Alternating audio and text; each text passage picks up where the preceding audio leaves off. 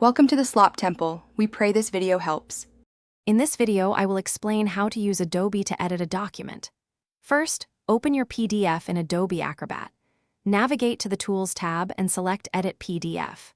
This will activate the editing mode, allowing you to click directly on text and images. You can then easily modify existing content, correct typos, or adjust layouts with just a few clicks, making quick revisions straightforward and efficient. Once in editing mode, you can perform more advanced adjustments.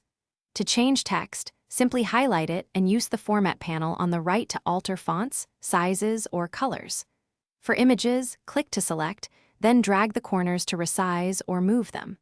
You can also add new text boxes or replace entire images, giving you full control over your document's visual presentation and content. Adobe also offers powerful tools for review and collaboration. Use the comment tool to add sticky notes, highlight important sections, or draw shapes to emphasize specific areas. You can insert text comments, attach files, or even record audio notes. These features are incredibly useful for team projects, allowing multiple reviewers to provide clear, concise feedback directly within the document. After completing your edits and reviews, it's time to save and share your work. Simply go to File and select Save as to preserve your changes.